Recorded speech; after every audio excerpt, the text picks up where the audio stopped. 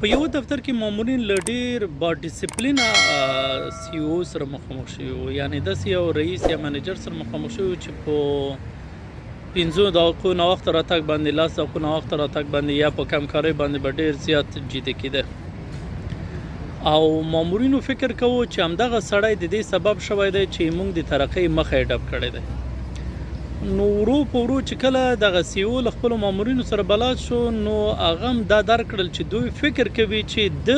د دوی د ترقۍ مخه ډب کړی دی. نو بیا یو ورځ ټولو ته ایمیل وکړ او په هغه ایمیل کې لیکلي وو چې رئیس مړ شوی دی یا سی او مړ شوی دی یا عمومي منیجر مړ شوی دی، تاسو سبا 9 بجې یا 9:30 بجې ځانونه راورسوئ.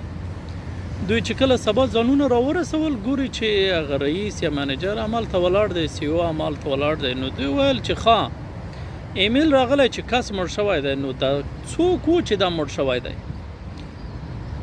که دغه سړي موږ مخ نیولی وي او دا خو دغه دی او هغه چې مړ شوی و خو موږ نه و لیدلی، نو هغه به څوک و؟ دوی چې کله هغه اسمبلی پوینټ ته په هغه ځای کې چې ډېر مامورین سره راټولیږي هلته راټول شول، ګوري چې تابوت هم ایښی دی. نو بیا دغه منیجر یا سی او یا رئیس د خپلو مامورینو ته یو ته ویل چې تاسو لاړ شئ خپل هغه کس چې تاسو د ترقۍ مخه یې ډب کړې وه د هغه مخ وګورئ. نو دی هر یو به چې تابوت ته تلل نو تابوت کې به یې خپل مخ لیده، هلته یو آینه ورته ایښې وه، هر سړی به چې هغه سر به یې لوڅ کړ ګوري خپل مخ به یې ولیده. له 1 2 3 10 40 ټول مامورین حیران شول چې دا څنګه. نو سی او ورته ویل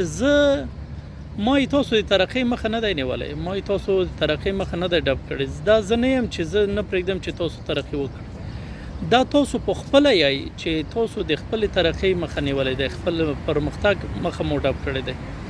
دلیل دا دی چې تاسو دفتري اصول نه تعقیبوئ، هغه ټیوار چې درکړل شوی دی په هغې کې کمی کوئ، هغه کارونه چې درته سپارل کېږي په هغې کې لټي کوئ. نو زیاتره وخت خلک چې دي خپل د کارونو د بهبود یا د خرابوالي یا چې دی د ترقۍ یا د نه ترقۍ یا د ناکامۍ دغو پړې په نورو خلکو باندې اچوي، خو اصلي مشکل چې وي د یو چا په خپل ځان کې